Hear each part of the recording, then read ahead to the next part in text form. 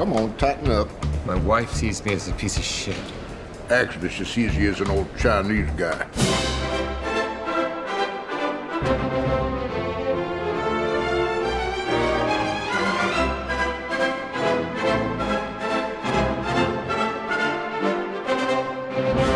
Hello and welcome to a wicked pissa of an episode of the Bargain Binge podcast. I'm your host Dylan, deceased since 1995, and with me as always is... Hello, I'm Evan, and I'd like to invite everyone to join us in taking the oath to protect and serve the living. And also... I'm Aaron, the friendly ghost. Just don't get on his bad side.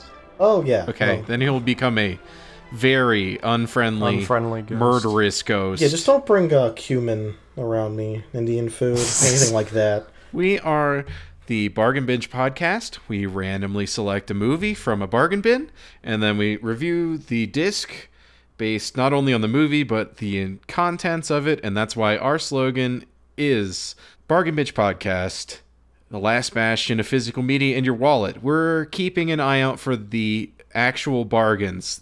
These companies want to lie to you. They want to say that this movie for $5, that's a steal. Mm-hmm. Well, we're here to tell you whether or not that is true. Well, we've yet to find a true bargain, but by God, we're going to keep searching. It's our white whale. Maybe today. Maybe. We'll see. Today, our movie was pulled by Aaron, and here's a clip of him randomly pulling that out of the $7 bin at Walmart. Now, let me get a good pull. Come on, baby. Come on, Bargain Binge gods. Just kidding. There's only one real god. Mm-hmm. Oh. Let's see here. R.I.P.D. on Blu-ray. Oh, this looks like shit. Yeah. I saw advertising for that. Never saw it. No, I never saw any of this, but it looked like crap. So okay. I think it's a good pull for the day. Better times. Aaron, that was like a few weeks ago. A few weeks ago. You have... In fact, I guys don't know what happened to my life. Oh, never mind. Okay, well, maybe when we go off air, we'll have some things to talk about. Aaron, did you die, or were you recruited by the R.I.P.D? Well, as long as we're on this podcast and there's people listening, no. Okay. Yes, that's right. That's right. We have pulled here for us today R.I.P.D, the 2013 Universal film starring Jeff Bridges and Ryan Reynolds. So this is something that when I was, 14, whatever age I was like, I saw the trailers, I was like, oh, that looks fun. I like Jeff Bridges, and it's got sort of like horror-ish elements with the undead and whatever. It's Beetlejuice kind of universe. This looks like something I'd be into, but yeah. No, it generally looked kind of fun, and I don't think they even advertised Kevin Bacon. Like, I could be wrong, but no, I have no memory of that. Yeah, because at first I thought he was going to barely be in it, but he's a pretty... he's the antagonist, so... Oh no, you've spoiled this great film for our viewers, Evan. That's not a spoiler. We have a powerhouse trio between all three of those guys. But Aaron, if you could read us the back of the box with the description and give us a little sneak peek at the bonus features.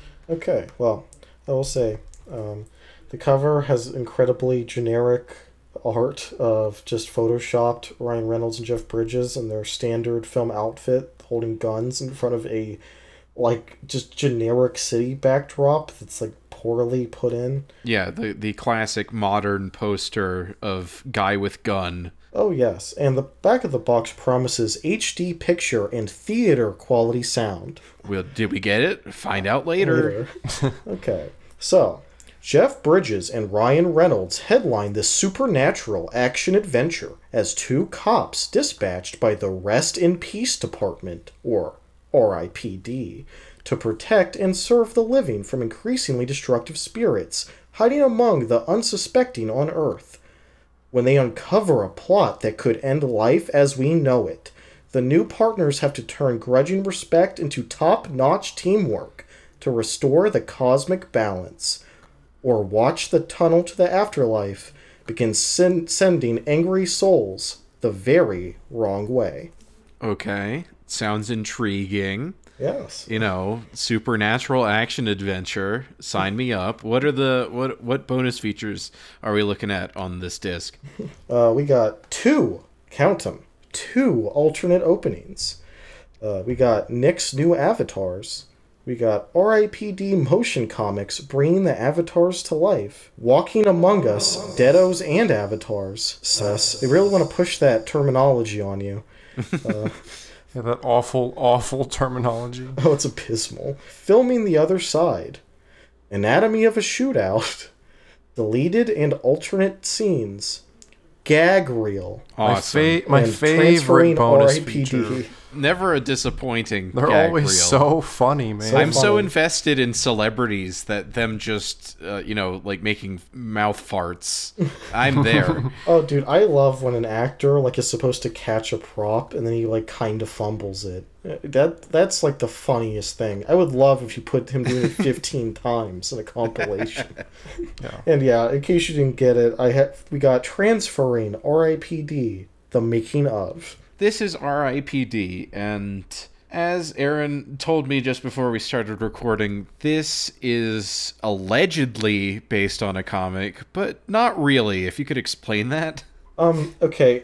Based on the behind-the-scenes thing and what little I could glean from the internet, it appears that the guy who originally created this concept wanted to make a movie, and then he took it to a producer who is a producer on the final film 15 years later or more. You know, the film didn't get pushed through. It didn't get greenlit by a major studio or whatever. So he made it into a comic book, so then it would be an intellectual property that could then be adapted into a movie. And this sleazy little tactic actually worked because, this is a Universal picture. It is a legitimate, bona fide major studio film. And Universal was interconnected with Dark Horse already, with Hellboy, the first one. I think it got moved to Lionsgate for 2 and the reboot, but yes, they did the first They one. now own distribution rights to the first one as well. If only I'd known it were that easy. I could just all these things, like the ideas I have for feature movies, I'll just go to some comic book artist and tell them to make it into a shitty comic, and then I present that to the studio, and then they just give me all the money. Yeah. If we ever want to make the Screen Peeker movie, We just gotta get a Screen Peeker comic. we just need to go on Fiverr and pay some guy from India. Yeah. Subscribe to Keemstar. The thing is, in a comic book, like 75% of the effort is the artist, so you just kind of hand it off, and they have to kind of do most of the work and making it a real thing. And then you get to bring that to people and have a visual to show them, to go, look, this could be movie shots. And the key is you have to call it a graphic novel. Don't never refer to it as a comic book. Oh, yeah. Never say the word comic book. That's gross. Graphic novel, even if no matter how the comic book was released, what it looks like, anything, it's always a graphic novel. As they push in all the behind-the-scenes content on this Blu-ray. But yeah, Universal was like, sign me up for that graphic novel content, and they greenlit it and got some big stars, Jeff Bridges, Ryan Reynolds, Kevin Bacon, and you'd think that they maybe would just hand it off to a director, producers, let them, get it done. But so it turns out this movie was a studio interference disaster, and as many of those become, it is a huge box office bomb. Mm-hmm. Yes. I have here a Reddit AMA with Jeff Bridges where user AO says, hey, I got a beverage here, man. Fave line, which reads really well in comment format. Hey, careful, man. There's a beverage here, huh? Anyway, love your work. When are you doing another comedy? And this was 6 years ago, so 2015, just 2 years after the movie came out. And Jeff Bridges says, another comedy? Well, the comedic aspects are in most movies I do, I think. I did R.I.P.D, which came out not too long ago, and that was a comedy. I think they really screwed up the editing of the movie. We had a wonderful time making it with Ryan Reynolds. Wonderful time working with the director. But the suits cut it against the grain, and I thought screwed it up. But it's got some funny parts in it. Do you agree? Are there funny parts? Well, There's a couple. We'll get to that. Before we get to it, I guess we'll talk briefly about the trailers. Nothing exciting this time around. Nothing really sticks out. No, there's no French cartoon dubs or anything like that. No, this is Universal, so it's all actual blockbuster movies. You've got Two Guns with Denzel and Mark Wahlberg, The World's End, the Edgar Wright movie, the third movie in the Cornetto trilogy. You've got Despicable Me 2, Fast and Furious 6, and Kick-Ass 2. It's a pretty standard slate. And they're all like the shorter versions of like what you would expect to be on a disc. They were all like, 30 seconds or less. Yeah, they were very short. Yeah, they're all like cut for TV or like YouTube like versions of the trailers. Yeah, they were about the length of like a TV spot after the movie's been in theaters for like 3 weeks. Mm-hmm. It was great because it's just like super snappy, super quick. Didn't have to get bogged down by watching trailers. Get right into R.I.P.D. because that's what I wanted. Well, before you get into the movie, there's the menu, which is an assault on the senses, as with all Universal Blu-rays. Yeah. I just wanted to note, I think this is the first time where I've seen every movie that was advertised before the movie. Okay. What did you think of Two Guns? It's fine. Cool. It's good to know. All right. The World's End, the worst movie those guys have made, still good. Despicable Me 2, whatever. That's the only Edgar Wright movie I've yet to see. I still need to watch that. It's Fast pretty Furious good. 6, pretty dope. And Kick-Ass 2, bad. So, Universal, a great year for the company. A peek back into the peak, I suppose. But yeah, so this menu, goddamn, man, because there are so many bonus features on this, as Aaron kept just fucking, it's read like Santa's fucking naughty and nice list. But the music that plays on this menu, it starts with a drum fill to kick off, and it's so loud. It's still in my mind. It's like playing in my head while you're talking about it. It's just like generic score.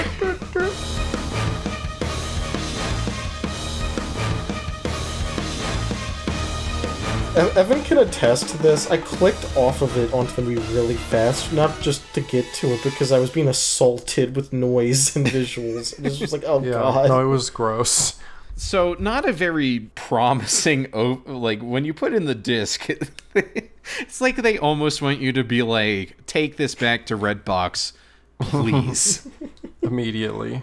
Do not write about this on IMDb. Well, I think that worked. More or less. Well, yeah, no one seems to have watched this movie. Oh yeah, not in theaters and not on home video. It lost like $70 million. Yeah, this movie made $78.3 million on a budget that's somewhere in between 130 and 150 million. Yeah. So actually double what I said probably. Because because if you just subtract Raw, that's about right. But it's like you gotta market the movie. This got a big marketing campaign. Oh, the marketing on this was just constant. Yeah, you see, you gotta like double that 130, and then you gotta incorporate the fact that theaters get cuts, and when you distribute it, all this stuff everyone gets cuts every step of the way. Bottom line, they lost a lot of money. A psychotic amount of money. This is a nice little teaser for our brief episode next week, where we'll be talking about box office bombs in general. But this is certainly one of them, for sure. Yeah. It has like a place on the list of top box office bombs ever. Mm-hmm. Like biggest money lost, like by all measures, one of the biggest bombs of all time. Yes. It's graced us with its presence. Yeah, and it was also a huge critical flop too. because I'm just checking the Rotten Tomatoes here. Oh, it's like a 13 or something. 13% on Rotten Tomatoes. Oh, I didn't know it was that bad. That's pretty rough. Dude, Oh, sub 20 is like oh. Yeah, that's like oh oof. yeah, yeah. You know, the closer it gets to 10, you know, oh my god. But to not delay any further, we'll just get into this movie, which immediately we can start talking about the studio interference, because this disc supplies us with numerous alternate scenes from this film, and one of the ones is the opening sequence. And through these three, because there's 2 alternate versions in the bonus features, and then there's the one in the movie. So through these, we will get a look into what exactly the studio is doing here. But to start off, the theatrical cut version of it starts in media res with Ryan Reynolds saying things along the lines of, "You might be wondering how I got here." Oh yeah, Just it's the classic. everything short of a record scratch. It's the classic. How did I get here? You think you've had a bad day at work? I think I got you beat. There I am. 3 or 4 days ago, I didn't know this world existed. But 3 or 4 days ago, I wasn't in the rest in peace department. You couldn't really pick a worse intro, especially now that we saw what they had to work with the alternate ones. They go straight to this is the most cringe thing they could do. It's something that is always like almost always we just have footage and we have a guy to do voiceover from the cast. So yeah, it's so let's piece lazy. it in. And yeah, there are exceptions. Like, it's done well sometimes, but mostly it's just a cop out. I think that Ryan Reynolds was the only one that they could get to do audio in post, because there are multiple lines in this movie that are clipping. So plenty of good signs at the beginning here, and like down to freeze frames where then it changes to like a graphic that's like different colors, and it's like, this is this guy, this is me, Ryan Reynolds. I'm in R.I.P.D. This is Jeff Bridges. He's also in R.I.P.D. and this is a bad guy. So just like a 5-year-old would think that it was a little bit on the nose, this opening. While it's not in media res, it kind of reminds me of the Hellboy opening where they chopped up the intro and dubbed in Ian McShane just rambling. Oh yeah. Yeah, it's quite similar to that. This has a lot of similarities with Hellboy in general. A Dark Horse comic. Yeah, weird like police force that investigates supernatural or paranormal things. Extreme producer interference. Well, yeah, it's definitely not an original idea. No. That's all that intro is. The one that's in the movie, it's just that, nothing more. Kind of embarrassing, but the first alternate intro is this very moody and quite effective scene that plays off of Western elements, which the movie is clearly trying to play off of in the final cut from dialogue, but never really stylistically. Yeah, but the visuals in this intro are Western. You have lone gunman Jeff Bridges. He's walking through Chinatown. There's neon. It's like neo-noir type. It's moody. Yeah. It's raining. And he enters a fish store, which caused like a very interesting, lighting, like with all the luminescence from the fish tanks. He starts just like harassing this dude that's working the counter, and he's saying a bunch of like weird esoteric shit, like, Sure, the fish are sexy. That's a given. It's primal. I get it. Must be very soothing, walled up here with all these gillers and pretend you still belong on this earth. It's pretty funny. Yeah. His Jeff Bridges' delivery is quite good.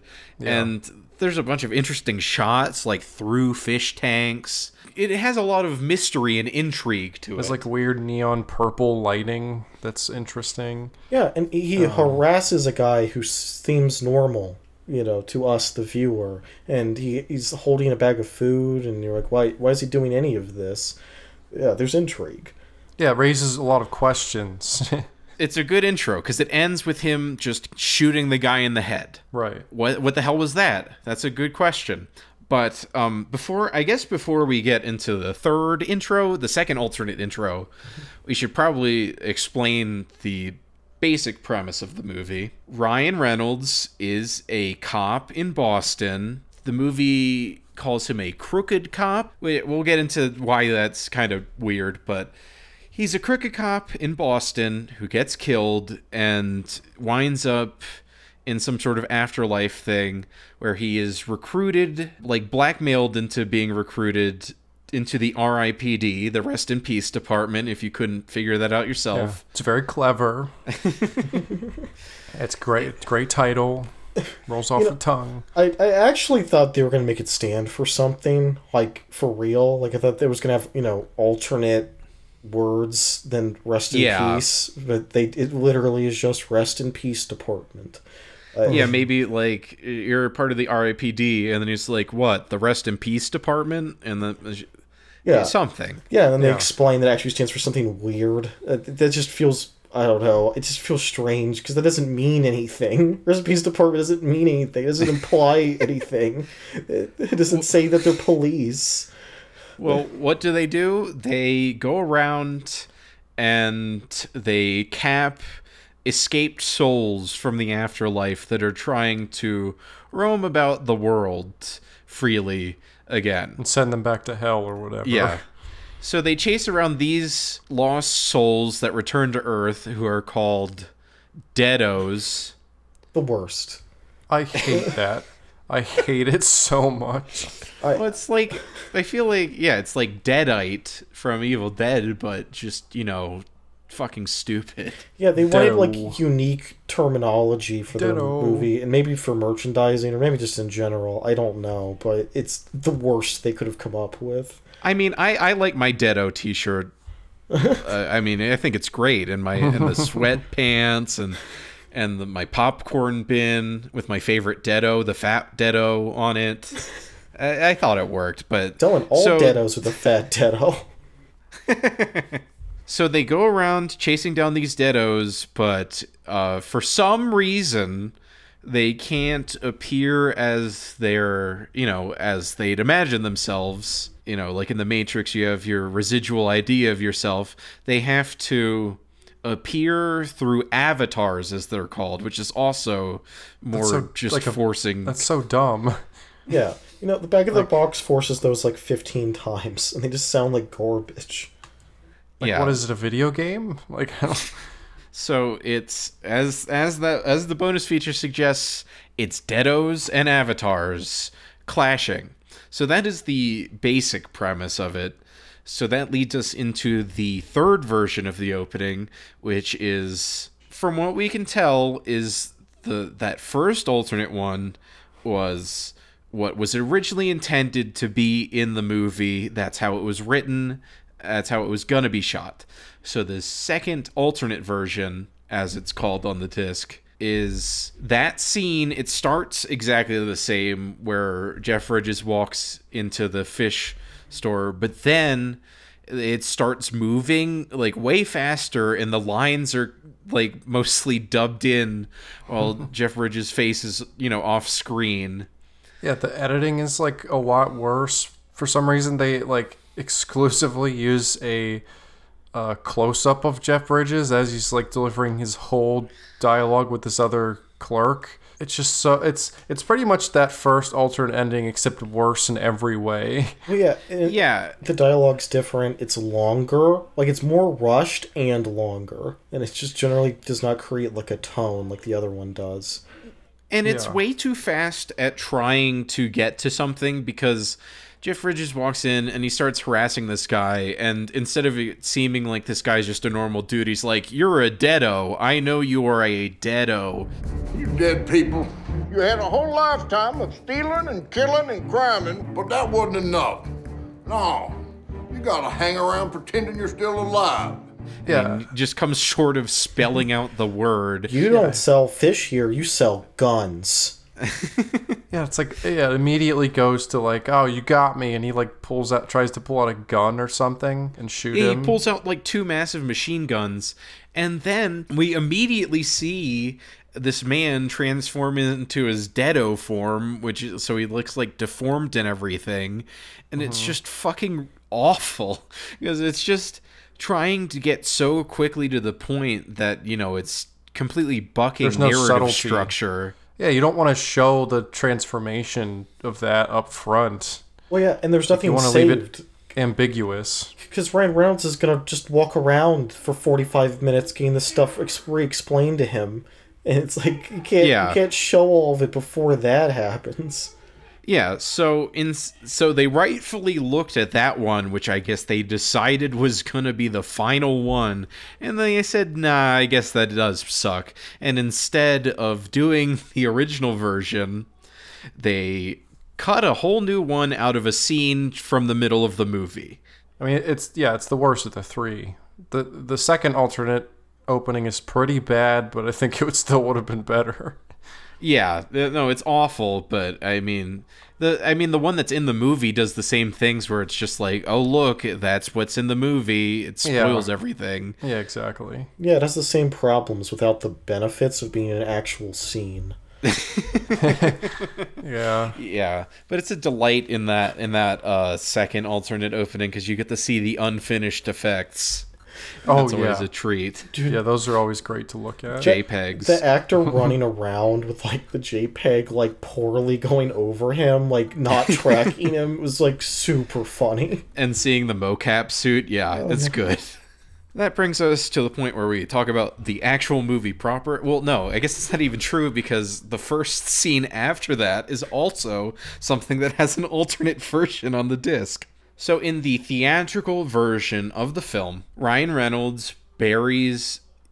He looks at it. There's no mystery to this either. He just like opens this bag and it's like pieces of gold, and he ties it up and throws it under an orange tree that he's planting, which is a terrible idea because then the roots are going to grow everywhere and you're never going to find that shit again. It's such a weird thing to do. It also kind of signifies like that something's there because it's like it's the only tree there. Yeah. It's a poor like hiding spot. There's an orange tree in the backyard. How'd that get there? And I mean that's prevalent in the alternate version too. But so Ryan Reynolds is just your everyman. He's a cop. He wakes up the next morning and his hot wife is like, "Oh, I love you so much. You're so sexy. Let's have sex. Let's have hot sex." Wow, you look so sexy, Lisa. Oh, you grew an orange tree, haha. Yeah. And then it just moves immediately to him at the police station, the police depot, as Harry Hole would say. And he's just at his locker, and Kevin Bacon walks up to him and he says, "I'm so glad I'm your best friend, and Lisa loves you so much." It's really, yeah, you hit the nail on the head with the Room comparison. I'm so happy I have you as my best friend, and I love Lisa so much. A scene of him with his wife, and they're like, "Oh, we love each other." I have everything I need right here. My husband with me. And then it's like, Kevin Bacon is like, "Oh, you're my best friend. I love you so much, bro." What a partner. Dude, it's like you couldn't give them any less characterization if you tried. It's like the most boilerplate generic shit possible. These versions of the scenes, like, they're like the worst like start point a movie could have. You are thrown off so bad so early with like this terrible editing and character writing. And it's just so it's like, what do we have about Ryan Reynolds? He's a cop. Okay, who loves cool. his wife. Who loves his wife? What do we have about his wife? She like oranges. She like oranges and she likes his dick. That's it. And I don't mean that like to be derogatory. I mean that is all they talk about in that scene is like, we're banging. Yeah. Ryan Reynolds loves his hot foreign wife and his hot best friend who he's not gay with. And that is what you get. You just get them basically saying it at the camera, just basically just short of that. But in the alternate version of this, because in the theatrical cut, these are two very distinct separate scenes, separated clearly by, you know, scene headers in the script. But in the original version, this scene, these are kind of play out as the same scene and they flow into each other, which first of all is a good idea. Yeah, it's smarter screenwriting. Also, there's more of a hint that she's like, okay, she does not convey this in her performance at all, but it feels like the script is trying to convey that she might be suspicious of him. Being a crooked cop, because... Yeah, because he's got dirt under his nails, and she, like, notices it. What's that on your finger? Couldn't sleep.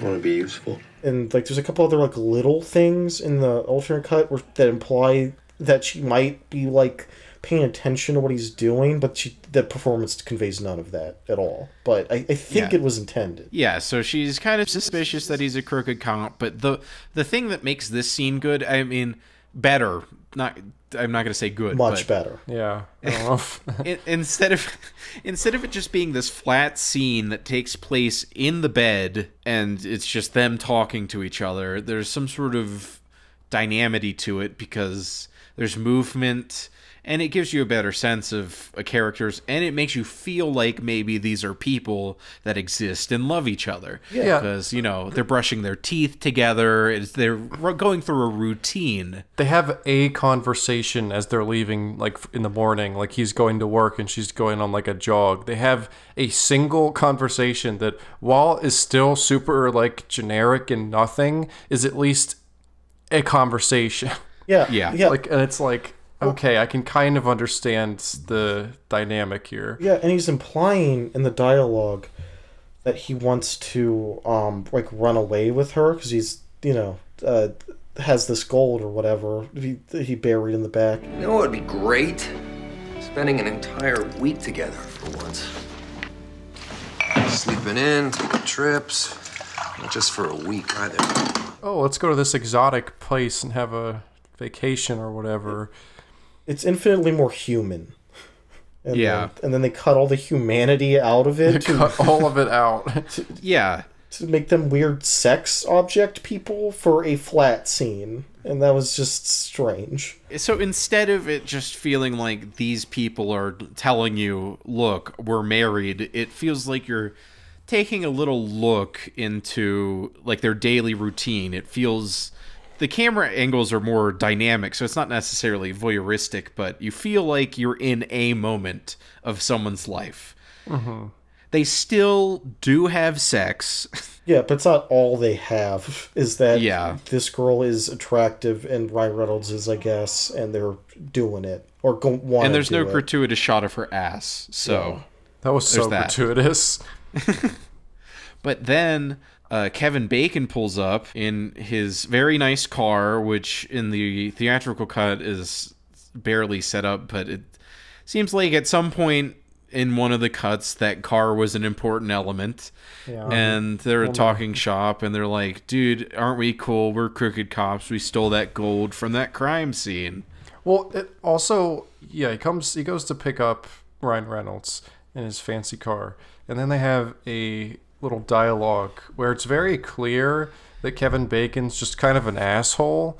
Like, because he, like, low-key, like, hits on his wife and, like, does a bunch of other, like, just things that would, like, help you to, like, hone in on the fact that, oh, maybe this guy is going to be, like, maybe he isn't actually a good friend. Or, it's a clue. Yeah, and that Ryan Reynolds is in a bad crowd. And it might be doing bad things. Mm-hmm.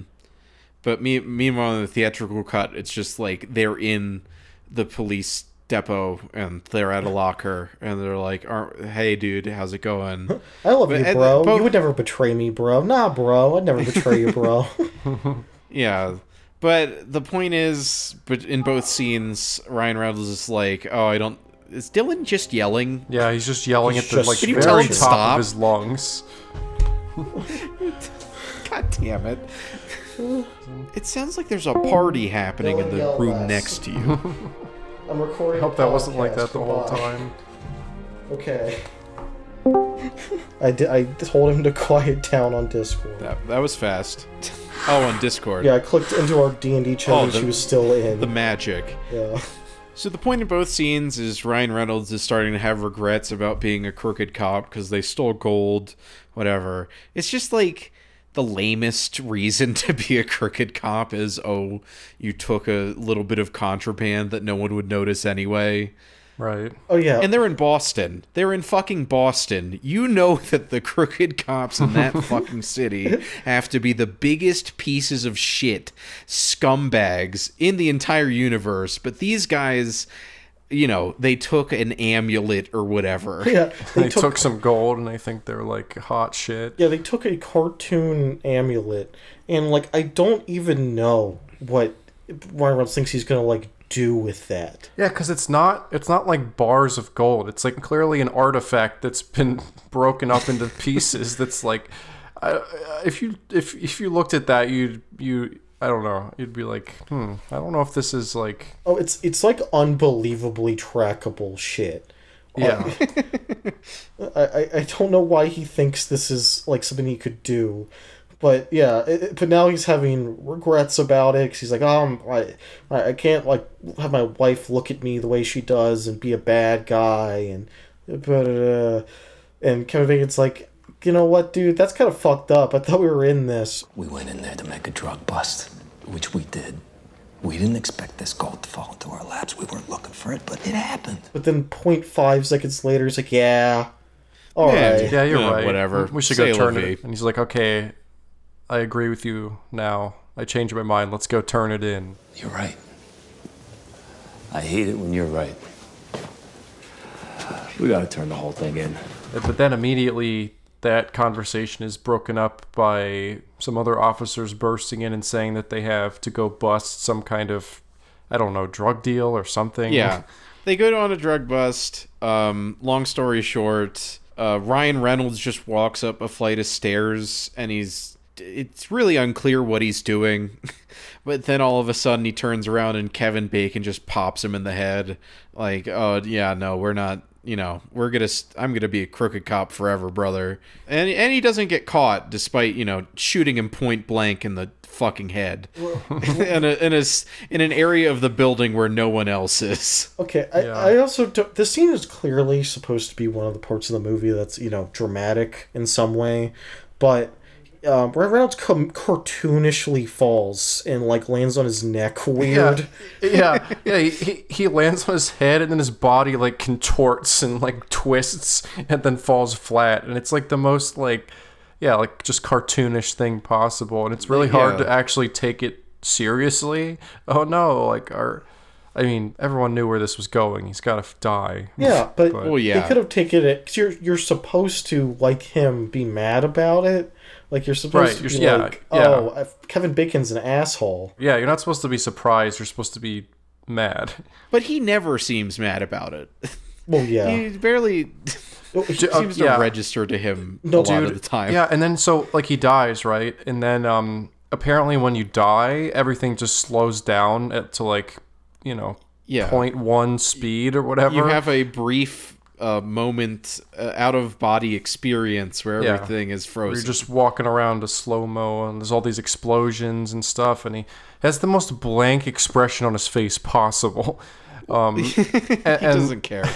Well, here's the thing about that is it's suddenly there's explosions, but there's nothing set up in the like stuff leading up to him dying that would let you know that anything's about to explode. It's like, what's happening? What are they doing? He's dead, and then every single thing is mid-explosion. It's just like a fireball around the whole like warehouse, and it's like, what are you guys doing? What kind of drug bust is this? So that's weird. But yeah, and then he gets sucked up into a hole in the sky with a bunch of other, like, souls, I guess. Yeah, there's, like, a hurricane in the sky that brings you to the afterlife. That, like, it lets you fuck around for a minute, and then it kind of just pulls you in, I guess. The rules of it are kind of like weird. Especially with the Deados, I don't really get at what part of the process they break out. No, none of this makes any fucking sense.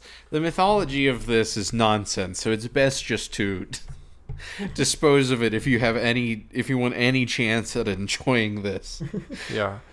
And again, Ryan Reynolds is just like staring into the oblivion, like with the most expressionless face possible. And I would say it's very clearly just made like he's walking in front of a green screen, but in the behind the scenes, you see that they very meticulously built the set to look like things were exploding, right, and then add like CGI to enhance it later. So he had every opportunity to react to what was around him. He just didn't.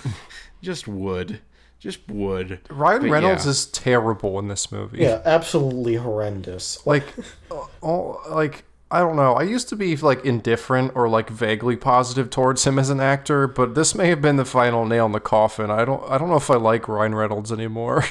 Yeah, I don't know if I agree, but I have noticed that everyone has turned on him. It's just like he's good at the one thing, right? He's good at being funny man. That's why he was pushing so hard to be Deadpool. Yeah, he's good at that quippy like comedic relief thing, and Deadpool's great because it like is the thing that like he does that persona and it leans the most into it, like more than anything else he's done with that same kind of aura to him. So that's why Deadpool's really good. But it's like, other than that, it's like if you put him in a role where he's supposed to be the straight man, which he is supposed to be in this, it's just like, oh my god, he's so unlikable. Yeah, no, because in Deadpool, even though that's like a stupid fucking meme film, the dramatic elements he actually sells to a reasonable degree. Yeah. This he did not. Maybe I think it's just a case where if he doesn't care about a project, he just can't be fucked to act. Yeah, just because like Jeff Bridges is not giving career best work by any means, but he's trying. He's goofing around, but he's trying, and he like steals the show. He's the best part of the movie. Yes. Well, let's get to him. Yeah. So Ryan Reynolds gets sucked into a white room. He's greeted by Mary-Louise Parker, who looks fantastic in this movie. I gotta say, usually don't note these things, but wow, she's got a 60s haircut and she's wearing like go-go boots. It's quite fetching. But she is the proctor. She's like, yeah, dude, we're gonna send you to hell for being a crooked cop, or you can be in the R.I.P.D. here. You're lucky, Nick. You have skills that we want, so we're giving you a choice. You can take your chances with judgment, or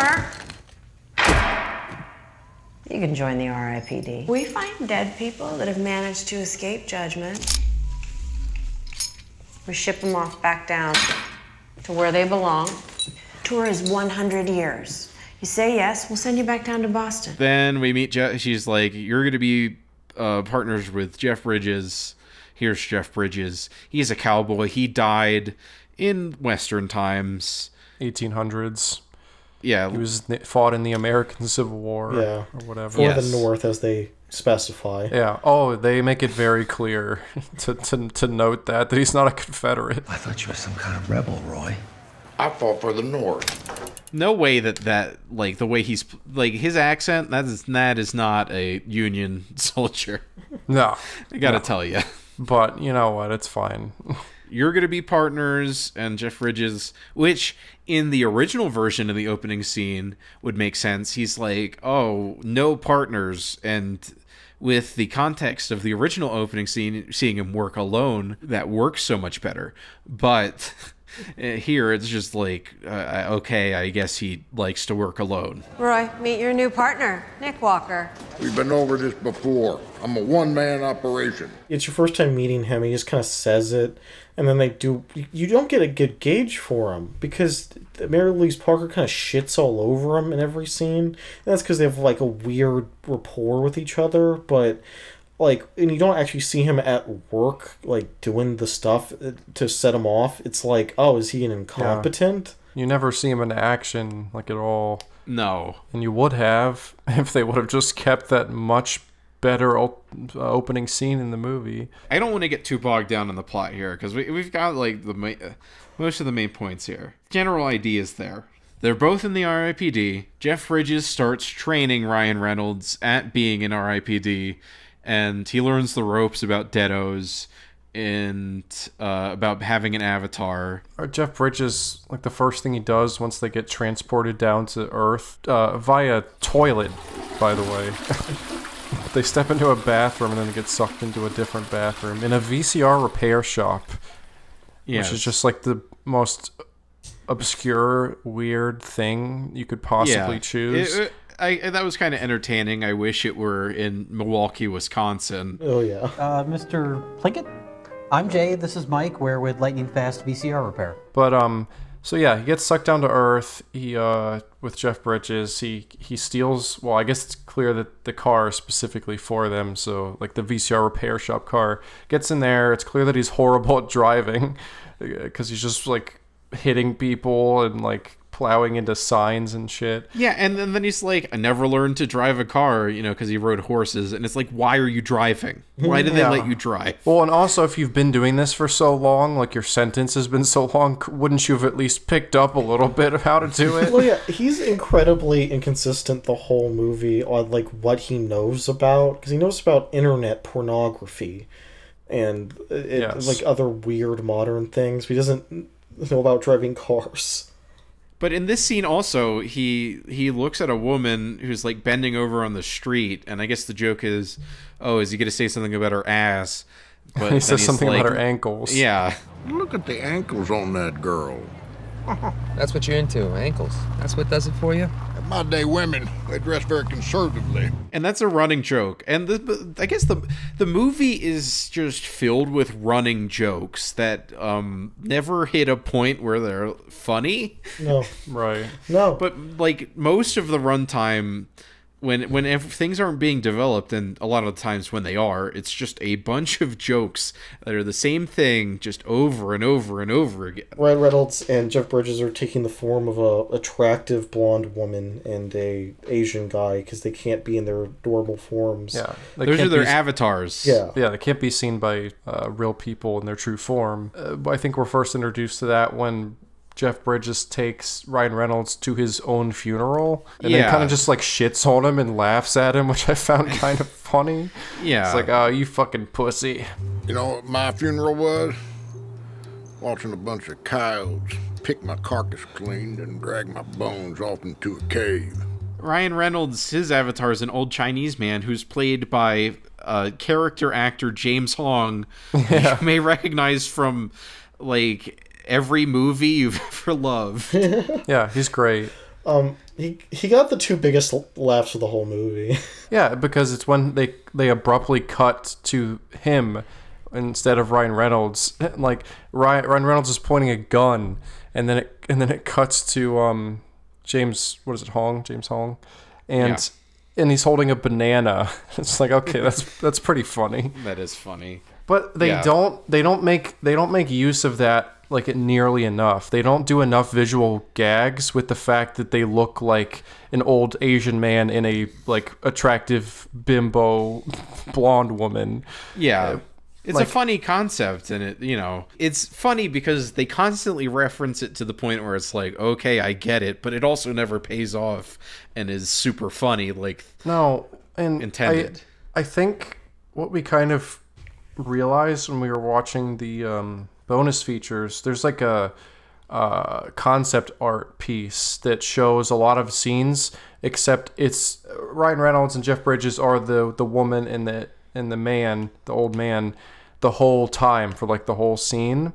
And so it shows like a lot of opportunities for them to have done these visual gags. Like there's a scene where Jeff Bridges pushes Ryan Reynolds out a window because they can't be hurt really because they're dead. And so he rides him like a cowboy, and then it cuts, or in that scene in the concept art, it's like the woman's on top of him like she's riding him. But it's like we slowly start to realize that all of the things they didn't include were like sexually there were sexual things. Things are gonna come at you fast, they're gonna come hot, and they're gonna come wet. Wet? So I think maybe whoever wrote it just made all those gags like weird sexual things. So the producers were like, maybe we don't do so much of that. Yeah, so which is fair. Yeah, maybe there was a rated R cut at some point then. Unclear. Maybe it's a raunchy or PG-13, but like they cut, like, and you can tell in some of the alternate scenes and stuff, they were supposed to cut to these people more. Definitely in the screenplay level, but even when they had shot a bunch of the movie, and now they cut to them like so sparingly that it like you forget that it's a thing. Except for they say it to each other every 5 seconds. The characters constantly reference it through dialogue, but we never see it. And that's one of the alternate scenes. This is the end of second act breakdown, where they're at their lowest point. They're at threat of being removed from the R.I.P.D. They might be, completely deleted from life, erased or whatever they call it. And Ryan Reynolds tries to connect with his wife, who is jogging at a stadium, which is established in the original opening scene, not in this one. But anyway, he walks up to her, and it's played very creepy, and she's like, I don't recognize you, but the whole entire time it's just Ryan Reynolds. Who are you? Why are you following me, huh? But in the alternate version that's included on the disc, it is intercut with Mr. Hong being there, which makes it read a lot better. Yes.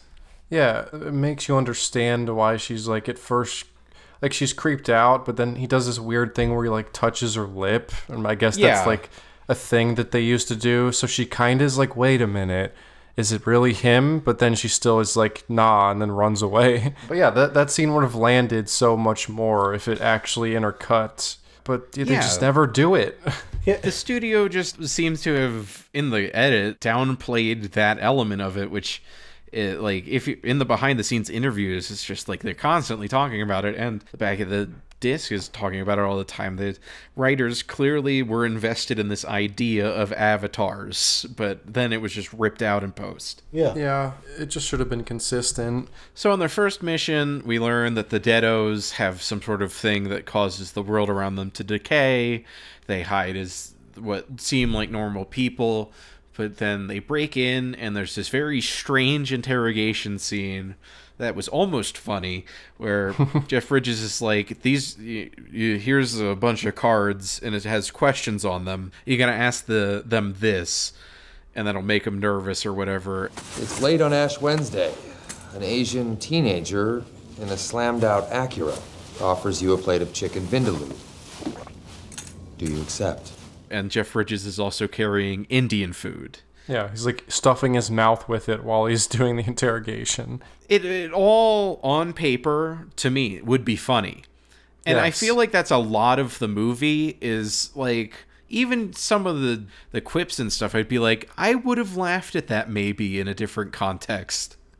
Yeah, it's so frequently close to being funny, but it just isn't for the most part. I think the editing is just off. I think the editing, beyond just cutting out things that make the story not work, like the timing of the jokes are off. The punchlines never land, nor do the beats really. No. Yeah, that's something that can be said for the action too, because it's like, in theory, all these like fun sort of set pieces would be enjoyable, but the action beats just don't quite land like they're supposed to. Because like with this scene, he emphasizes the food, and you're like, why is he doing this? And Ryan was like, why is he doing this? And then he starts talking about like human pissing off Deados or whatever, and then the guy he's interrogating sprouts into a awful looking CGI abomination that has no character design. Like, it's just a fucking blob mess, and that's what spurs our first real action sequence. And yeah, it has like Evan was saying, it has the beats in there that could be funny, but the edit is so off. These like cartoonish, like weird action sequences that were clearly like planned out, but they're so chopped up that they like barely make you feel anything, and they don't like build correctly. It's, I don't know. There's definitely some thoughts put into them, but it's just, they just don't hit. It's just weird. because when you think like studio interference and the edit and everything, it's like they change the content. I wouldn't think they would just completely somehow end up fucking up the just pacing and feel of it, but that seems to be what happened. Yeah. I also want to note, while we just introduced sort of the Deados, how much I hate them. They're awful. I cannot describe to you how much I hate their designs. They're, as Aaron mentioned, they're just weird amorphous blobs that are like, most of them are just like gluttonous fat guys. That's what they turn into. And it's like, it's so unpleasant and so just like unappealing, and not like in a good way. And some of them just look like people with like real life people with just regular everyday, like deformities and disabilities. Is like some of them just look like burn victims. Yeah, which is like because I was like, I think I mentioned this to Aaron while we were watching. It was like, okay, so wouldn't it make more sense if instead of like being these weird like nothing character designs, if they each displayed the sort of injury or whatever it was that killed them in the design. Oh, you mean like Beetlejuice? Yeah, or apparently Aaron mentioned the Frighteners does that, I guess. Yes, the Frighteners too. And it's like, yeah, why didn't it's like, sure, that would just be ripping off other things, but at least that makes sense. Well, yeah. The whole premise is just ripping off other things. Oh, so, yeah. I mean, it's just Men in Black with Deados or whatever. Yeah. Why not just try to take some of the elements that work from other things in the details too? You know? And they do a little. There's like a few of them that have that sort of like Kevin Bacon. Spoilers. He's a Deado, whatever. When we learn that he has sort of a weird like gash in his head that's almost something. Almost. But I just don't understand why like the vast majority of them are just weird like fatzos. Well, yeah. The silhouette is also of his just isn't strong enough. Like the chunks out of his head aren't big enough. Yeah. But they put so much effort into CGIing Kevin Bacon. I leaned over to Evan when we were watching this, and I was like, there is no way in hell they look like that in the comic book. No artist in this world, even a poor one, would design that for a comic book. And then that's when we find out the behind the scenes, and I flipped through some pages of the comic book, like, because they're demons in the original context, and they each have, like, they're all, like, blocky and cartoonish. Yeah, they're fun little, like, demons. It's like, that's something, man. Like, I can't stand how they look. It's horrendous. It's really just embarrassing. Yeah. God. It's just a blob. Like, literally one of them is a fat guy who, like, in his human form is just fat, but then he gets super fat, Yeah, it's like, what does that signify? Or, like, I don't... Was he the gluttony guy from Seven? Is that how he died? I maybe that's the thought process. I have no idea. But yeah, they fucking beat this Deado's ass, and then Ryan Reynolds and Jeff Bridges get in a fucking fight, because that's all they do is talk like shit to each other. And not in like a... And it never resolves. Yeah, they don't do it in a way where it's like, oh, we have rapport or anything, or it doesn't just build like, into fuck that. You. Yeah. Fuck it's you horrendous. too. Yeah. They are so hateful. Like, yeah, I would fuck your wife. I would fuck your wife right now, right in front of you. You're definitely getting It's cucked. so mean-spirited. I'm what we used to call a lawman. Marshal Roycephus Pulsifer. Roycephus? It's considered a very sexy name at the time. Sounds like an STD. And it's like, Jeff Bridges being obnoxious, and he's been a kind of obnoxious dick the whole thing, but then Reynolds just, like, fucks him up and, like, throws him to a thing, which I guess it hurts them, but they don't die because they're undead. Yeah. But at one point, he punches him and knocks him out, so it's extremely inconsistent with that. Oh, it is. Yeah. Yeah, it just... These guys hate each other, and they just never build to, like a real place. Like, the back of the box talks about how these... What is it? They have to turn a grudging respect, which they don't have. They make it sound like they start with a grudging respect. They don't have They do not that. respect each other at all. And then they have to turn it into top-notch teamwork, which they also don't do. Yeah, they also barely, like, earn a grudging respect until, like, literally the last 2 minutes of the movie. The very last scene. No, it's just unpleasant. It's an assault on the senses, and that's coming from so many different angles, from the editing to the shitty special effects to the way that they treat each other. And then also, this is from the original version, so this was going to be bad no matter what. There's a bunch of like computer generated assisted snap zooms and whip pans that just look horrendous. Robert Schwenke, our director, has come up with is just a different visual, interesting technique to how to capture this on film. He uses this snap zoom, which is kind of interesting because you're zooming twice as far as a normal zoom is, because you take it halfway and then you set up the camera and you take it the other halfway. Oh yeah, it feels like it's trying to become like Raimi-esque, but it's like disgusting in all post work. This director hasn't done anything slightly resembling genre films since this. If you can be surprised about that. There's a car that's flying around in the climax that straight up was like a JPEG, and it made me laugh quite a bit. Like, it's been a while since I've seen just a straight up JPEG car. They laughed really hard when I saw that too. It was like, oh my god, guys, come on. It's Jesus. If you've seen Fast and the Furious 8, there's the scene where all the cars are falling off of the parking garage, like off the top, and that visual happens in this, but all the cars are just like the most crude, like renderings, like PS2 graphics. Yeah. It's embarrassing. It is. The budget of this is insane for how it looks. Because Hellboy is like a $50 million movie, and this is like a $150 million movie, and they don't look that different, man. 2019 Hellboy in this, not that different. They end up like uncovering a plot around his stupid gold medallion or whatever, and you learn that Kevin Bacon's a Deado and all that. Basically, the rest of the movie is them chasing around, trying to figure out what the fuck they're doing with the medallion. Yeah, turns out the pieces of gold they stole from the crime scene are the pieces of the staff of Jericho, which may or may not be a real life thing. But break the staff down.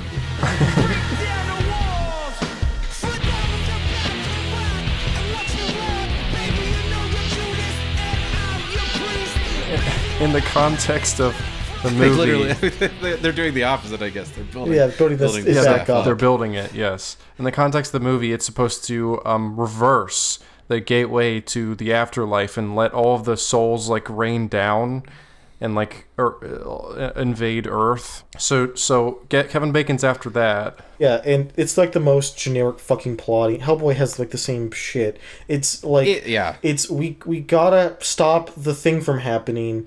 That's like gonna just be a big fucking light in the sky, and then like bad things are gonna happen. It's literally a blue laser. This is part of the subset of movies that popularized around the time of 2013. You got like the Amazing Spider-Man, and Suicide Squad continued that trend years later. It all started with the Avengers, but literally a bad guy is trying to put together something that creates a portal that shoots into the sky, that opens a portal, that then things come out that are bad. And that's literally in Hellboy. Demons come out of portals. This time it's a bunch of just dead people soaring out of a hole. And just like in all of them, you see the visual a few times of the thing approaching. And after they foil the villain's plot, you just see them what basically could just be putting like reverse speed in Premiere, just flying back. It's always the villains always get to do it. They always get to actually piece it together. Like if they have to get the fucking 5 pieces of Exodia or whatever to accomplish their plan, they will get them. The main characters will fail to stop them at any part of the story, and then they will do every single thing exactly as intended, with maybe mild annoyances from the protagonists, and then the protagonist will show up and stop it midstream. It happens in everything. That's what always happens. I guess it's just because we gotta see, like, well, we gotta see how bad it's gonna be if they actually succeed and they're not stopped. And if it's not that, it's in that type of narrative, you see like an animated sequence that shows it or whatever. Yeah. The Rocketeer does that, which we watched today. But they show a weird 40s cartoon joke of what the Nazis would do with jetpacks. And that's honestly better, but yeah, because it's way like, better. oh, they're going to do it, and then it just snaps back. And so, yeah, they're building up the pieces of gold on top of this building. I don't want to go past mentioning this, but in the middle of the movie, there is a scene in Fenway Park, and I just want to mention, is there a single movie set in Boston without fucking Fenway Park in there? No. Is there a single landmark in Boston? That's it. That's all I got, I guess. Part of me was like, oh, that's where the finale takes place, at a landmark you might recognize, but it doesn't. Thank it's just God. on top of a building. Yeah. They build up the staff, and Kevin Bacon brings Ryan Reynolds' wife. It's revealed that he has to have a human sacrifice to seal the deal, which has never been mentioned before. Oh yeah, fucking Kevin Bacon, before his final resolution with the bringing the staff of Jericho, he gets captured by the main characters, and he goes, lol, it was part of my plan to lose. Which is also from the fucking Avengers and 50 other movies. Like the fucking blue light. Come on, Nikki, you thought I'd just let you bring me here if I didn't want to be here all along? Yeah, because he wanted to get the remaining pieces he needed that were locked up in the evidence locker of the R.I.P.D, so he needed to infiltrate the R.I.P.D. Because they put both pieces of like a chunk of some artifact in one bin, and it's like, oh, they're gonna magically suck together, aren't they? Hey, we just booked something just like this. Yeah, it's in the basket over there. Yeah, he uses, that's the weird orb thing that like freezes time, that it really unclear as to what that even was. Well, there's lampshading in a line where he's like, isn't this thing sweet? Freezes you guys up, does nothing to us. They got one of these artifacts for everything. Okay. Yeah. He just has it. No big deal, man. Completely unrelated to the staff, presumably, but, you know. Yeah. He's just been collecting random shit, which also would have been fun if that was a consistent element of like, oh, I just have all these weird artifacts. But he has the one that gets him the other one, and that's it. And then now he's built the thing, and the giant blue light has come down, and he's won, as always happens.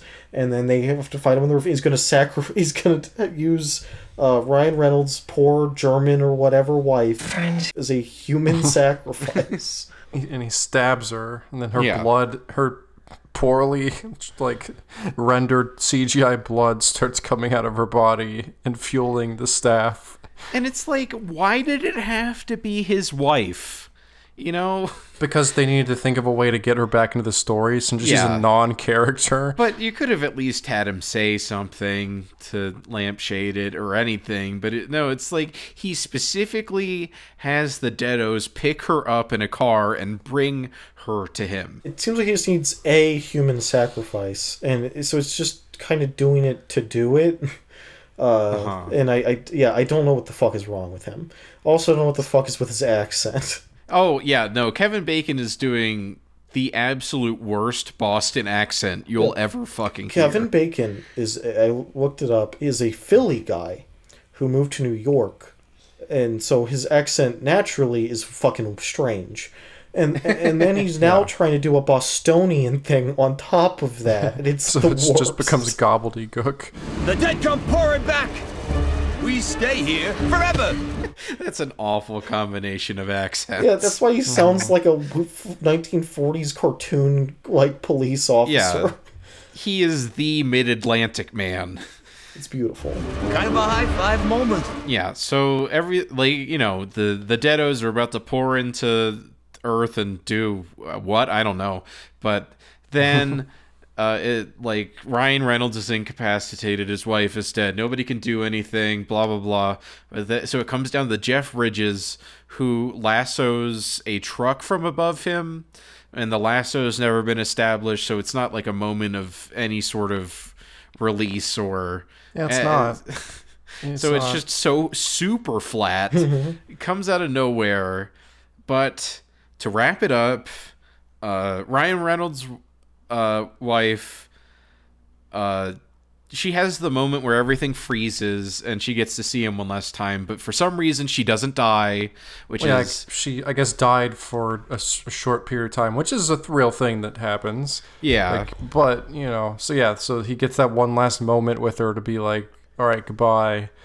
Well, because I thought there was no way he was going to either stay dead. I thought she was just going to outright die and then be with him. With him in the R.I.P.D, Yeah, that's what I thought. I was like, there's no way they're not going to end up together, but they didn't do it, which I was kind of surprised by. But I mean, I feel like either way, it doesn't make it better, you know. So can't be upset by it or anything. But I thought what was going to happen is she was going to go to heaven, and then it was going to be like, oh, well, I'm separated from her until... I'll see you later. Yeah. That's much better. Yeah. That is a lot much better. Yeah. It's like, all right, I'll complete my term at the R.I.P.D, and then that gives him more of a drive to, like, do it. That's so much better. Holy shit. Yeah, no, I thought that's where they were going, and then they just didn't do it. It's like, I can't believe what they actually did with it. Yeah, which is just she's alive.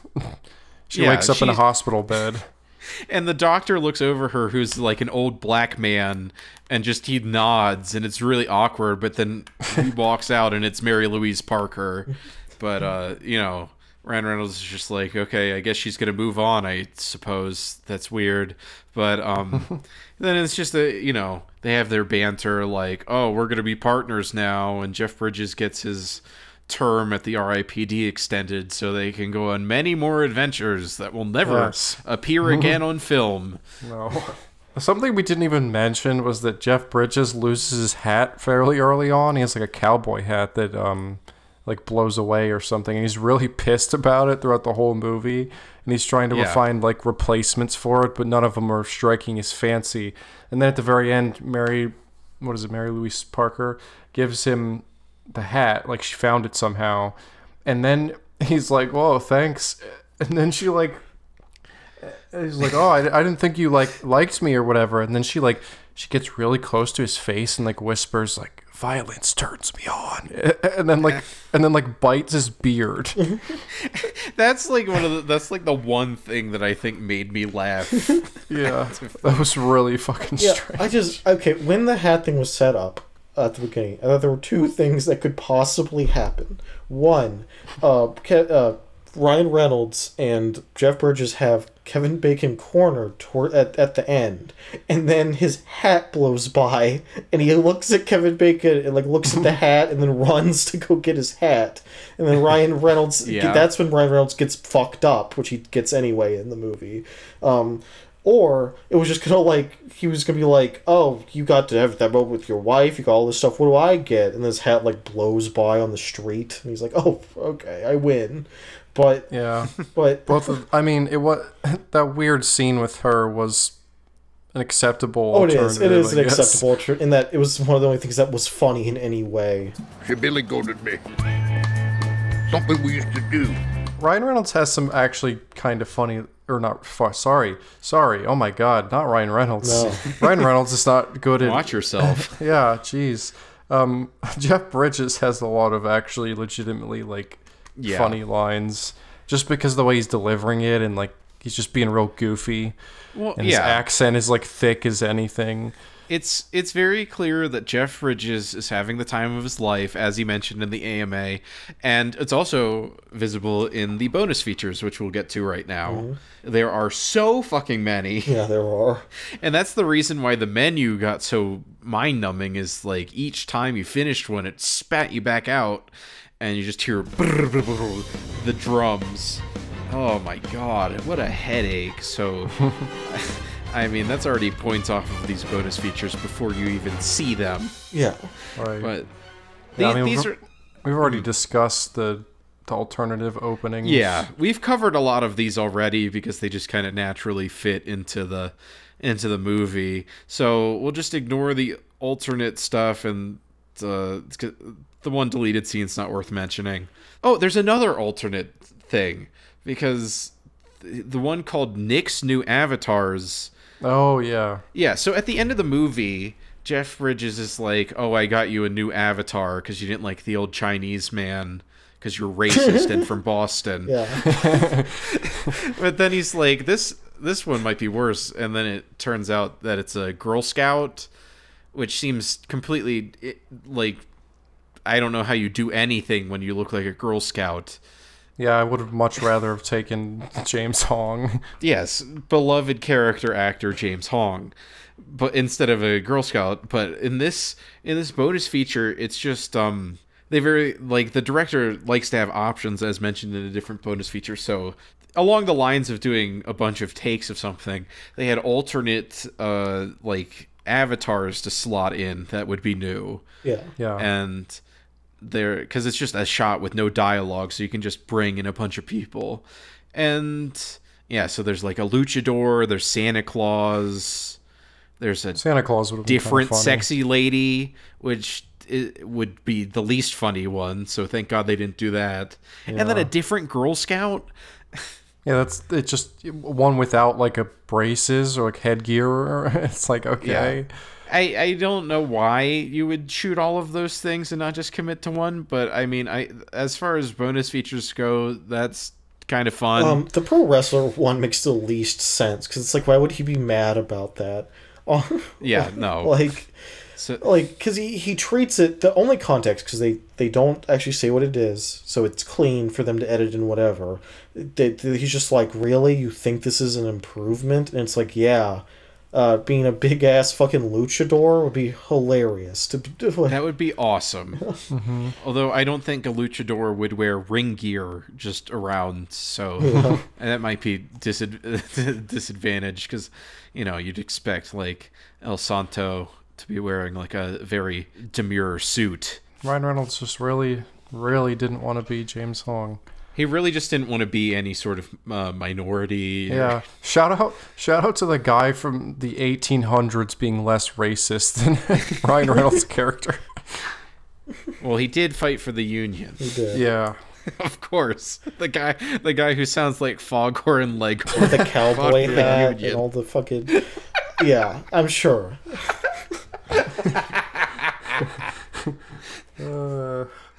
That's a good one. Yeah, fought for the Union to get off your damn land, maybe.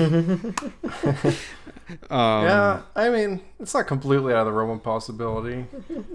I don't know, man. Like, yeah, I guess maybe he's like from fucking early Texas or some shit. I don't fucking know, but it just reads weird. It felt like a weird thing to shove in there. It felt like they were just terrified you'd think he was a Confederate. Well, yeah, that's exactly what it is. They just had to make it abundantly clear that he wasn't a Confederate. Well, they should have gone the route of Night at the Museum and made him a Southern massacre inducing monster that's lovable. Oh yes, fucking one of history's like Custer. worst people. Custer, yeah, George Custer. God, that's pretty funny. Yeah, I forgot about that. Yeah, I don't know. It's not really worth going into any of these. I mean, there's a gag reel. We gotta talk about how the gag reel's fucking awful. The gag reel was dire. I mean, I know it's not in particular awful. They're all like this pretty much, but like, fuck. I enjoyed seeing Jeff Bridges having a good time. I like my boy. Also, this... Okay. We make little small-scale projects that involve green screening. I have to light those fuckers meticulously to fucking do shit. And then I learn from this that you fucking... They don't even try. They don't even fucking, they don't even try. You constantly see green bouncing off of every single reflective surface in the shot. And like, yeah, there's just green on their hair and parts of their clothes and stuff. And it's all over their like rim, like so they bleed and all that. And I guess when you have infinite post money, it doesn't fucking matter. Yeah, because like you said, the gag reel's bad, but the rest of the bonus features are just pretty much talking about the VFX. It's so stretched out. Every single one is at least 7 minutes. It takes forever. I mean, there's the making of where, of course, they're like, the vision of the director was so great, and the writer, I just love this script so much, like every other fucking making of. And the original comic was like a god tier piece of art, and while we changed everything, we respected the source material. The most by the numbers that there has ever been. But the every other one that we haven't mentioned is just the VFX, just seeing what the green screen stuff is. And that's cool and everything, but it's so stretched out. And yeah, like Aaron said, there is no attempt at giving the poor special effects people in post, in some sweatshop likely. Yeah, most likely. Oh my god. Yeah, completely unclean, like for Keen. Completely. Yeah. Where like the focus of the shot, because there's one where Jeff Bridges like points a gun at the camera, and that so the focal point of the shot is the gun, and the gun just is green because it's reflecting so much green that the gun has just absorbed that color trait. I've never seen it as extreme as this before. Like, just so the amount of care that they put in is so little that it's shocking. Yeah, I think I briefly mentioned that like concept art reel. Yeah, well, it says that it is a motion comic, implying that they're going to do something from like the book that, you know, like resembles the movie, as generally that type of bonus feature is, but it is just a slightly animated storyboard. So it's a complete rip-off. Like, just be honest, say animated storyboard or something, but animated comic. Yeah, and whatever. It highlights a lot of the missed opportunities for visual gags to do with their avatars in the movie, but that most of which were sexual and makes it weird, I guess. But what was, because it was the one where she was like riding him, but what was the other one? Jeff Bridges has his legs splayed in the car. Yeah, he spread eagle in the car, and then it's like that would be funny. Yeah, it would be. That would yeah, like be he funny. pulls up to a stoplight like that, and then it's like some other dude in a car next to them just like looks over, and it seems this woman like spread like that would be kind of funny. Be a joke, Yeah, I just skipped through that one because I was like, oh, it's that is a storyboard. Yeah, I guess we were kind of curious to see how the scenes would play with the avatars instead of Jeff Bridges and Ryan Reynolds. Well, no, thank God you did watch it, because we have the insight that there may have been jokes at some point. Well, Evan fabricated that joke. That's not from the thing. It like, I mean, yes. Or no, the thing with the guy looking. Well, it's just there's not really a joke in that one. It's just her spread eagle, and that's it. Yeah, it's just that they look different. You know, you feel different about the two images. Evan put like a gag on it, which I agree should have been there, but it's not in any version of this movie. Okay, well that's fair. So we've talked about the bonus features, the movie, and the trailers. How did you feel about the video and audio quality? The video was fine. I thought I'm gonna say it looked great. It was a good rip visually. As a Blu-ray collector, Universal and Digital Media Deluxe or whoever handles their high definition releases, they do a fantastic job, because like the bit rate is always like peaking like where you want it to be. The fidelity is wonderful. It looks as good as this piece of shit is gonna look. Yeah, I was gonna say it sure as hell didn't help those effects. No. But yeah, no, it looks pretty good. I don't think we picked up on any audio things, but as you mentioned before we started recording, you heard clipping, which is fascinating. Yeah. Like how do you let that slide? So audio, not a priority in post, and it seemed that they just could not get people back to do any sort of looping. So they just kind of glossed over it. So that all being said, we have come to the portion of the show where we determine if R.I.P.D. on Blu-ray for $7 is a bargain, and Blu-ray DVD digital combo pack. So Evan, based not on anything in the movie necessarily, just sheer content, is it a bargain? No, I don't think it's a bargain. The bonus features are just so like generic. It doesn't really add much intrigue to it. Maybe if there was like a commentary track, I would lean more towards saying yes. That's the way we're not going to sit that director down. No. Well, yeah. For a commentary track. Well, yeah, but after it what would have they been did to him. fascinating. I would have loved to hear that. I mean, they did it for Kangaroo Jack, but that is a very rare instance. Yeah. But yeah, I mean, it's not like it's not as far from it as a lot of other things we've discussed, because as we've mentioned, the actual quality is pretty good. So but yeah, I just don't think it's a bargain for $7. Yeah. $7 bin. It's like maybe the $5. I don't know, but if it was $5, I might have a different opinion. But yeah. My evaluation on the bargainness of this disc: if you are someone who is a sucker for sheer volume, quantity, you are a huge fan, and that quality shit, fuck that. This is the disc for you. So many fucking bonus features. They are so long. It is arduous. If you love menu music, this is the disc for you. But if you are a person of sound mind and body who, despite the sheer length of the list on the back of this disc, and I gotta say, I paid $15 for this because I'm not at the bargain bin that Evan and Aaron are at, and Walmart's bargain bins are the only thing in the entire store that's different between them. I have the 3D version of this. Why the fuck I don't have a 3D television?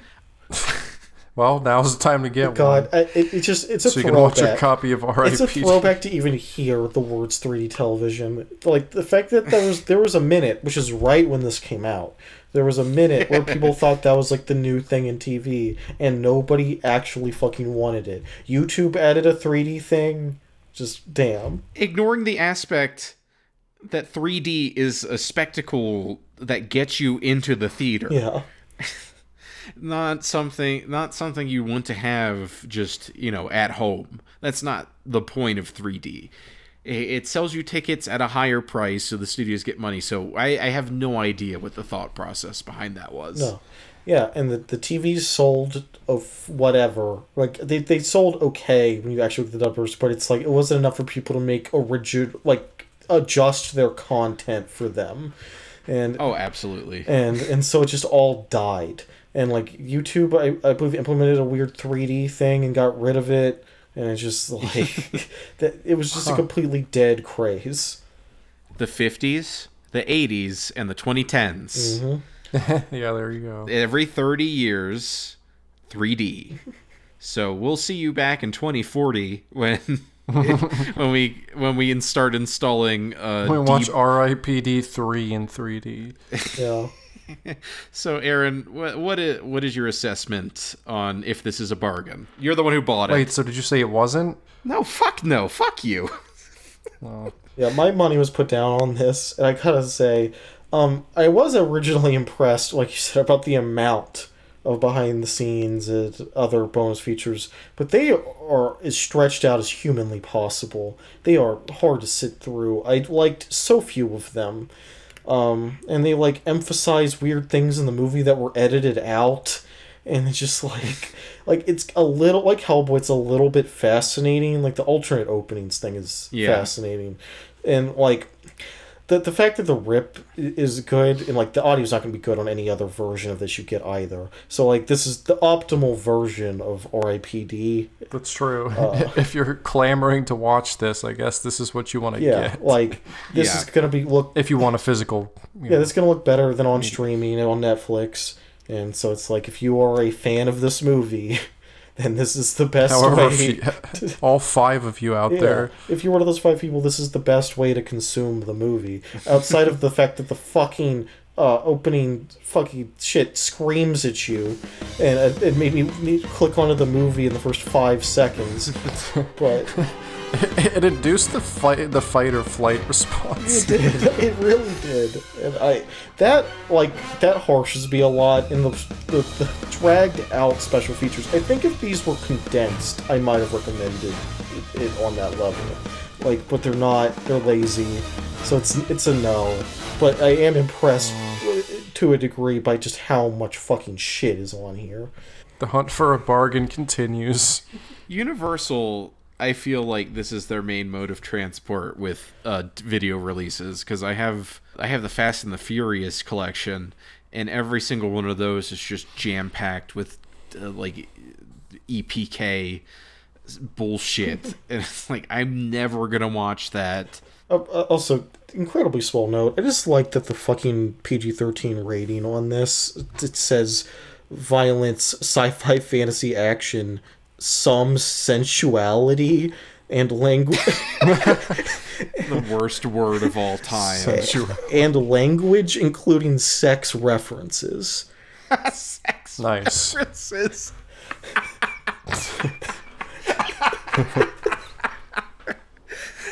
Oh no. Now I have a headache from laughing. Okay.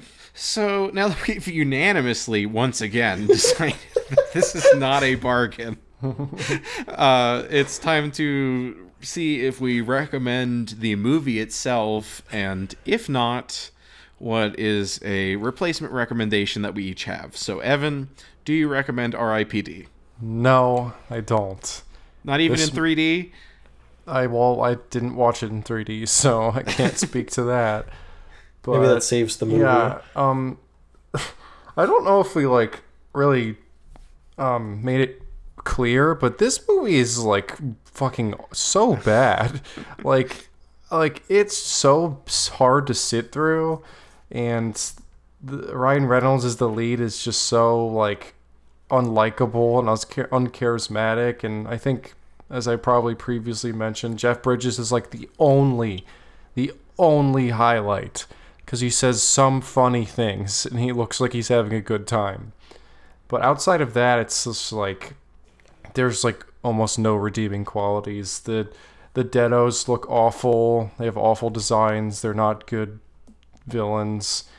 Every aspect of the plot is just like lifted from something else. It's just don't watch it. So I'm gonna recommend in its place one of my favorite movies of all time, The Nice Guys, which admittedly has no ghosts or paranormal or sci-fi elements whatsoever. But it was a flop. But it was a flop, and it's an actually good buddy cop film that stars Ryan Gosling and Russell Crowe, and they have such a great dynamic that what was the phrase they used on the back of the box for this? Like, they have a respectful grudge or something. Yeah, a grudging respect into top-notch teamwork. Yeah. I feel like they actually hit that in The Nice Guys, because they kind of like hate each other in the beginning, but they still are like annoyed with each other, but it's like it actually builds on that, and they become like friends. Yeah. And so that's really great. It's directed by Shane Black, who's pretty much just a master when it comes to the buddy cop formula. I mean, he basically invented it because he wrote Lethal Weapon. So it's really funny. It's one of the funniest movies of the past, like, I don't know, 10 years probably. Yeah, definitely. And no one saw it, and it flopped horrifically. So it's very sad, because everyone on board was like super down to make a sequel, or they were talking about like a TV show too, but it's just like that never panned out because it just had no interest. So I'd like to recommend that. I'm sure you haven't seen it unless you're, super into this type of thing, because it's just a really lesser known movie. But yeah, it's just great buddy cop action comedy. I did my part. I saw it twice. I got my in-laws. I got butts and seats the second time. No, unfortunately, I never saw it in a theater, which I would have loved to, but I've seen it a lot. Yes, everyone go see that. That's a unanimous recommendation from all of us. You can pull it up. I think it's on HBO Max. It's on HBO Max, yeah. Yeah, fantastic. Awesome. Great recommendation. Do I recommend R.I.P.D? No, I do not. What? I didn't hate it. as much as you might have, Evan, but I think maybe I felt that strong of feeling, but toward just frustration, because like I said earlier, it's comes so close to being something just like at least fine to not, if not pretty good. And I'll be clear, it's not like a 0 out of 10. No. It's just really shitty. Yeah, no, but to me, it's an exercise in futility, and it's just upsetting to see it come so close to some level of something. But in its place, I will recommend, this is not a revelation or anything, I'll recommend Ghostbusters. And why not? I'll say Ghostbusters 2, the unfairly maligned sequel. It's a good movie. But that's Ghostbusters, one of the greatest films ever made. A bunch of geniuses at the top of their game come together to make one of the best comedies ever. It's just like R.I.P.D. It's about a force trying to keep the undead from terrorizing the living. So that's the connection there. But I mean, everyone's seen Ghostbusters. Watch it again. You know, if you haven't watched it, I'm jealous of you. You get to watch it for the first time. One of my all-time favorite movies, classic. But not to dwell on it too long, Aaron, do you recommend R.I.P.D.? You're the one who bought it, so it all rests on your shoulders. No, absolutely fucking not. This isn't like hateable in like a I don't know. I don't feel like that much vitriol towards this. I'm just annoyed that it's like this could have been fine. I don't think there was a version of this that was good, but I think there was a version that was like, yeah, okay, sure, and that was like just destroyed. A generous 6 out of 10. Yeah, yes. If you're in a good mood. Yeah, a good mood 6, bad mood 5 is where this could have been, but they plummeted it down to like a 3, and it's like it's a rough experience a lot of the time, and I just did like, while I enjoyed seeing Jeff Bridges do his stupid shtick he does after True Grit, I just got so tired of Ryan Reynolds' fucking shit. There's a part where he talks about skull fucking that was just like unbearable to me, and it's not even long. It was just like, please don't do that. One of them coyotes, he made love to my skull. You know what that practice is commonly called? Sure I do. And I'd have loved to have been in on that party. If you want something that's exactly this movie, watch Men in Black. A good movie from a good director. The movie is trying to be. Yeah. Yeah. And you know, it's a late 90s thing, also based on a independent comic book. Also barely resembles it. And Will Smith and Tommy Lee Jones actually have like a good dynamic between their characters and in their performances, and it really carries it all the way to the end. And the plotting is a lot stronger than this, and the consistency and the world building, which this just has none, like literally none. So like, I would definitely recommend Men in Black, though that, of course, that's a film tons of people have seen. And if you've seen that one already, maybe watch The Frighteners, a forgotten Michael J. Fox flop with super fun ghost effects, directed by Peter Jackson. Or Men in Black 3. Or Men in Black 3, a good movie that I really like. This has Josh Brolin taking up the role of a young Tommy Lee Jones as him. Fantastic. Yeah, fantastic. And he and Will Smith go on an adventure to the past. It's a super fun movie. And yeah, watch any of that. That's the thing about this film, is that it's like unbelievably derivative, and you can just watch better things. It'd also be a good recommendation. What? Men in Black Alien Attack at Universal Studios. If you haven't experienced the all-new Men in Black Alien Attack ride at Universal Studios, you haven't experienced Orlando. Scooby-Doo 2 Monsters Unleashed. I mean, yeah. It's better than this, for sure. I don't know, I think... just thought of that for some reason. I think they should reskin the Men in Black ride, or whatever it is, at Universal to be an R.I.P.D. attraction. That would be fantastic. Yeah, so no one would go to it. They would lose you get money. to shoot banana. Oh, you instead of a gun mounted on your thing, it's a banana. Bananas. Yeah. Dude, I wish because there was a chance that they would have done that before it came out. Like in preparation for it, thinking that it was going to be like a hit, they could have actually done that. And that would have been the greatest. That's a better world that we will never live in. But that does it for us today on the Bargain Binge podcast. Another successful episode. Next week on our brief episode, we will be talking about box office bombs inspired by this. So that's going to be fun. Lots to talk about with those. As a surprise to the audience, we watch a lot of flops. You might say we enjoy hating things sometimes. Yeah. You know, I hate very few things we've watched, and by that I mean not Hellboy a little bit. Yeah. But most of the stuff's just kind of frustrating, because it's like, oh, this could have been good. Yeah, most of it is just like annoying because you can see how it could have been better. But next week, there will be plenty of things to just completely shit on, so tune in for that.